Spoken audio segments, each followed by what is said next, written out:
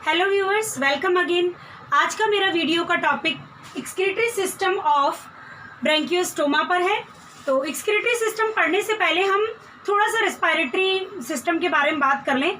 तो अगर हम बात करें तो ब्रैंकियोस्टोमा में कोई भी स्पेसिफिक रेस्पिरेशन के लिए ऑर्गन नहीं होता है।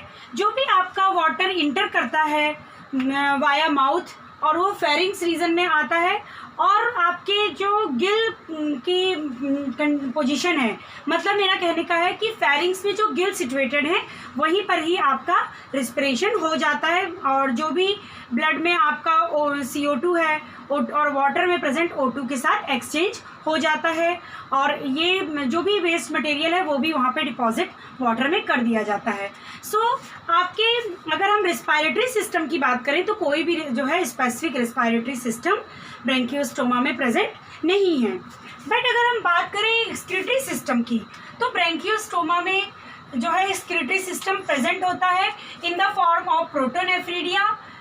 नेफ्रीडिया, जैसे कि मैंने आपको कल के भी वीडियो में बताया था कि नेफ्रीडिया जो है आपकी यूनिट होती है। मीन्स एक्सक्रीटरी सिस्टम की अगर आपसे कोई पूछेगा यूनिट क्या है, तो नेफ्रीडिया आपकी एक्सक्रीटरी सिस्टम की यूनिट होती है इन कॉर्डेट्स।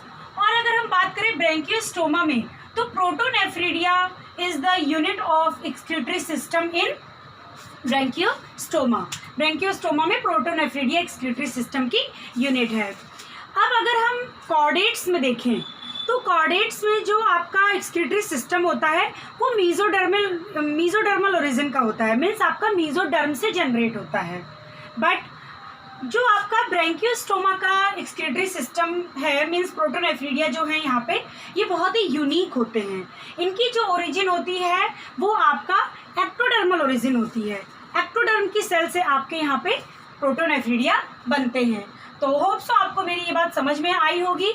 और अगर हम बात करें तो जो आपका ब्रैंकियोस्टोमा का प्रोटोनेफ्रीडिया है, इसकी रिजेम्बलेंस आपका बिल्कुल, मतलब रिजेम्बलेंस का मतलब बिल्कुल मैच करता है ये आपके फ्लैटवर्म के प्रोटोनेफ्रीडिया से और एनिलीड्स के प्रोटोनेफ्रीडिया से। तो अब आप देख रहे हैं ये है तो कॉर्डेट एनिमल, हम कॉर्डेट के जो सारे कैरेक्टर इसमें पढ़ रहे हैं, प्रोटोकॉर्डेट। बट इसका जो प्रोटोनेफ्रीडिया है वो रिजेम्बलेंस कर रहा है आपके फ्लैटवर्म्स के साथ और एनिलीड्स के साथ।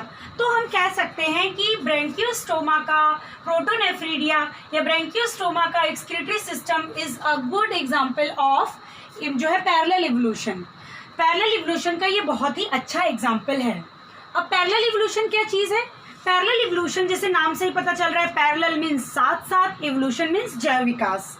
मतलब कि आपका ऐसा नहीं है कि एक वन बाई वन जो है आपके जो भी फाइलम है उनकी ओरिजिन हुई हो। हम इसको कहते तो हैं, आपका पहले प्रोटोजोआ आया, देन पोरीफेरा, देन सीलेंट्रेटा, फिर सीलेंट्रेटा के बाद आप देखते हैं इस तरीके से प्लेटीहेल्मिन्थ के बाद एस्केहेल्मिन्थ, इस तरीके से हम अप टू द इकाइनोडर्म और फिर कॉर्डेट तक आते हैं। बट अगर हम बात करें तो इसका प्रोटोनेफ्रीडिया आपके फ्लैटवर्म के प्रोटोनेफ्रीडिया से मिल रहा है। तो हम कह सकते हैं कि कहीं ना कहीं साथ ही साथ जब फ्लैटवर्म का इवोल्यूशन हुआ है तो उसी के साथ साथ आपका कुछ प्रोटोकॉर्डेट का भी साथ साथ इवोल्यूशन हुआ है। ऐसा नहीं है कि आपके पहले आपके बिल्कुल पूरी तरह से फ्लैटवर्म आगे हो और उसके कई सालों बाद आपके जो है ब्रैंकियोस्टोमा आएगा या प्रोटोकॉर्डेट्स आएंगे। पैरेलल इवोल्यूशन हुआ है, साथ साथ इवोल्यूशन हुआ है, इसीलिए कुछ प्रिमिटिव कैरेक्टर आपके ब्रैंकियोस्टोमा में भी प्रेजेंट हैं। जैसे कि हमने इसके स्किन की बात की थी, तो स्किन में हमने देखा था कि एपिडर्मिस सिंगल लेयर होती है, और आपका जो इन्वर्टिब्रेट्स होते हैं उसमें भी एपिडर्मिस सिंगल लेयर होती है। जबकि अगर हम हायर कॉर्डेट्स की बात करें तो हायर कॉर्डेट्स में जो आपकी एपिडर्मिस होती है उसमें 3 से 4 लेयर पाई जाती है, स्ट्रेटम कॉर्नियम, जर्मिनोशम, ठीक है, इस तरीके से कई सारी वहाँ पे लेयर में एपिडर्मिस डिवाइड होती है। और हमने देखा था कि डर्मिस की अब्सेंस होती है, जबकि आपका प्रोटोकॉर्डेट में ही जो एक पहला फाइलम था हमारा, प्रीवियस फाइलम बीच में यूरोकॉर्डेटा जो हमने पढ़ा, यूरोकॉर्डेटा में आपका डर्मिस लेयर है, बट आपका सिफेलोकॉर्डेटा में डर्मिस लेयर अब्सेंट है। तो इस तरीके से जो कुछ प्रिमिटिव फीचर्स आपके प्रोटोकॉर्डेट्स में पाए जा रहे हैं, ये शो करते हैं कि कहीं ना कहीं हमारे इन्वर्टिब्रेट्स के साथ ही साथ पैरेलल इवोल्यूशन हुआ है। तो आइए अब हम वन बाई वन करके जो है हम प्रोटोनेफ्रीडिया की सिचुएशन को देखेंगे और उसके बाद इसकी स्ट्रक्चर की डिटेल स्टडी करेंगे। तो फर्स्ट ऑफ ऑल हम इसके पोजीशन को देख लें।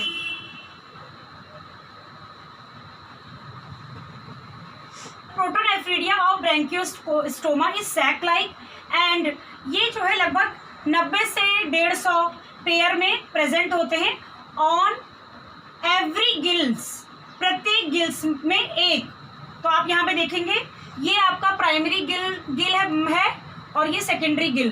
तो प्राइमरी गिल पे आप देख रहे हैं ये आपका जो है क्या है, एक प्रोटोनेफ्रीडिया की प्रेजेंस है। मैंने प्रीवियस जो है वीडियो में भी आपको बताया था कि जो आपके primary gill bar secondary gill bar alternate होते हैं, ठीक है। तो एक प्राइमरी, एक secondary, then primary, then secondary, primary, secondary gill बार।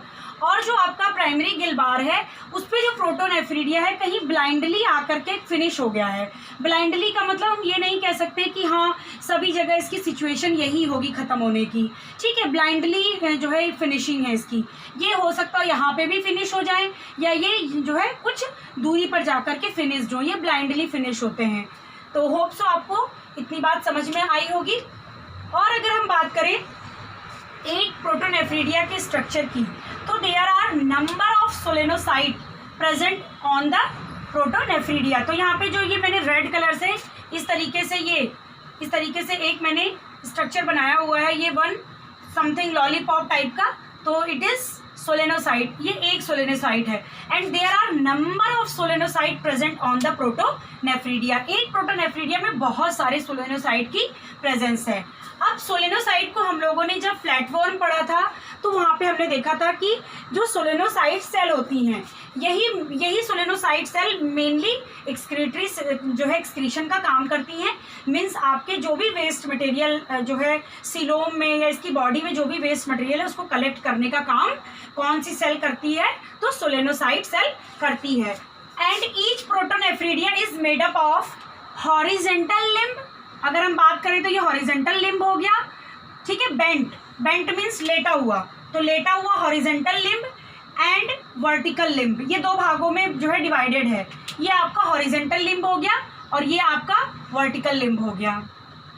नेक्स्ट इसमें अगर हम बात करें तो आपका जो भी वेस्ट मटेरियल है वो एक पोर से जो है जो भी कलेक्शन यहाँ पे हुआ वेस्ट मटेरियल का, ये ल्यूमेन कहलाएगा इसका।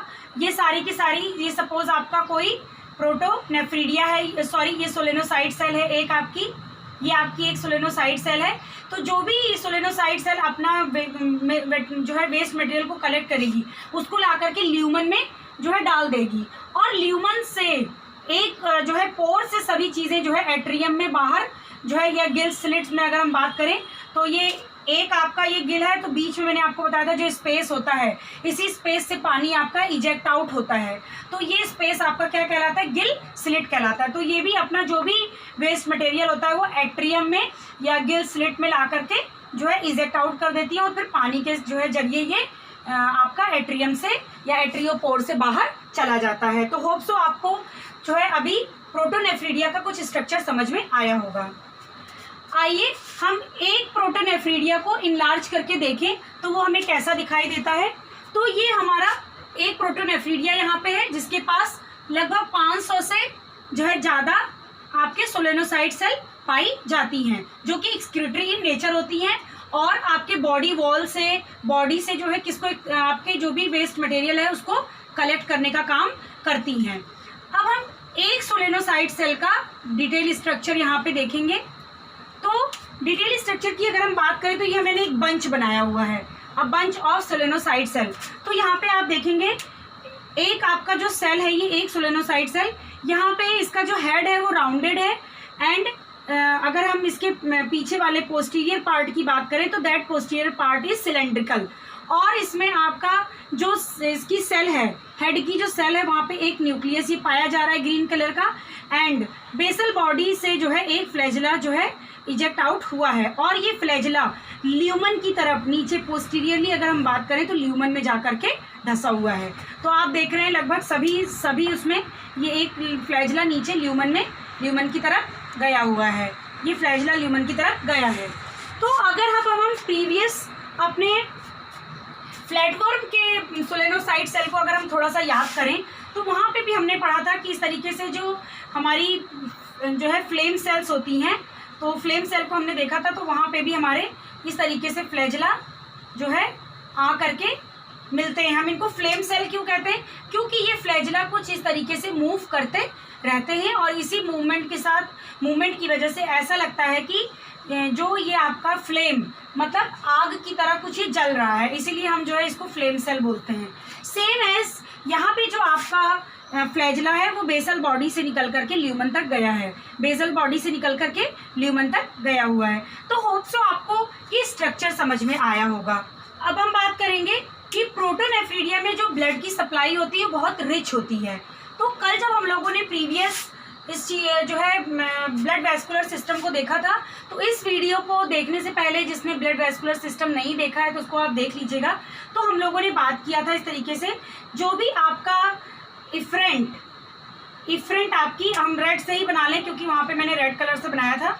तो अगर हम बात करें जो आपका इफ्रेंट ब्रेंकियल आर्टरी था, इफ्रेंट मीन्स अब जो ब्लड डॉर्सल एओर्टा की तरफ ले जाएंगी, वो पहले जा करके कहाँ पे वो जो है वो ब्लड सप्लाई करती हैं, ये इससे पहले मतलब डॉर्सल एओर्टा को ब्लड देने से पहले ये जो है आपके प्रोटोनेफ्रीडिया को ब्लड सप्लाई करती है। तो यहाँ पे हाईली रिच जो है सप्लाई होती है ब्लड वेसल्स की प्रोटोनेफ्रीडिया में।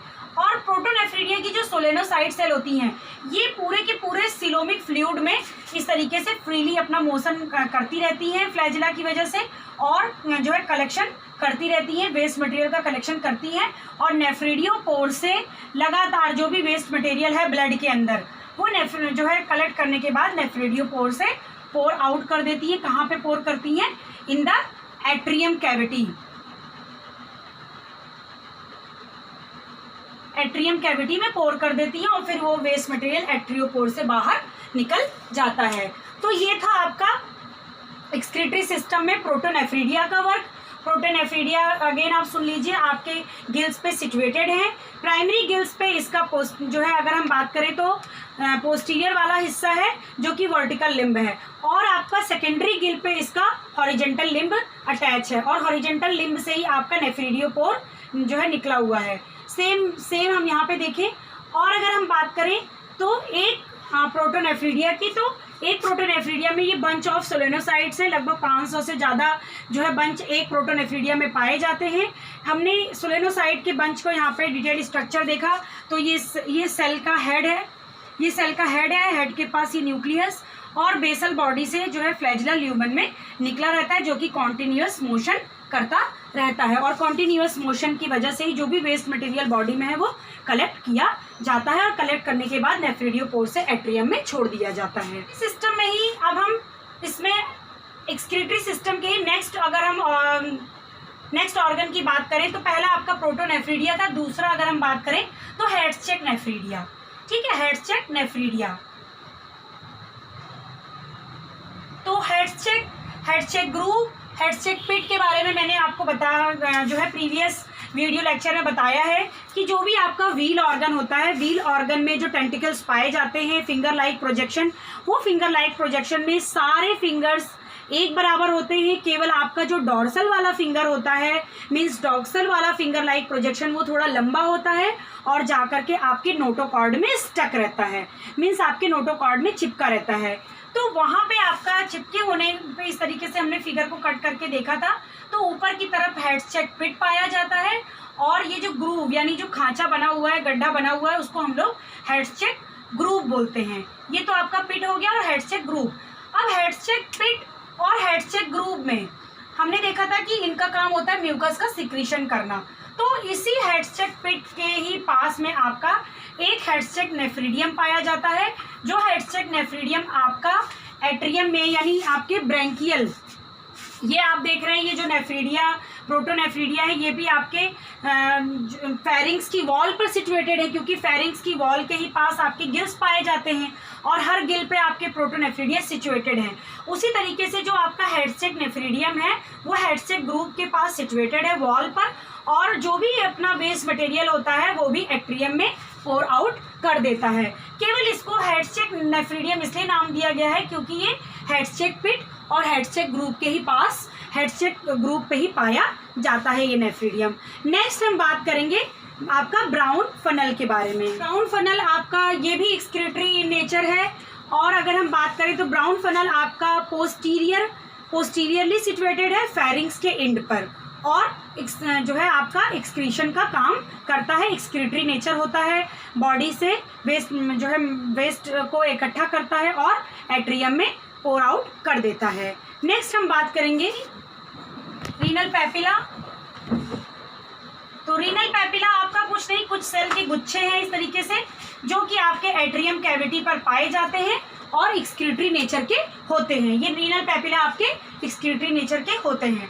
तो हमने एक्सक्रीशन में protonephridia, Hatschek nephridia, brown funnel और रीनल पैपिला ये सबको देखा। इन सब के बारे में हम लोगों ने डिटेल में स्टडी किया। तो होप सो आपको मेरा आज का वीडियो पसंद आया होगा। अगर वीडियो पसंद आया हो तो इसे लाइक शेयर सब्सक्राइब जरूर करें। नेक्स्ट हम रिप्रोडक्टिव सिस्टम और नर्वस सिस्टम की बात करेंगे। Thank you very much.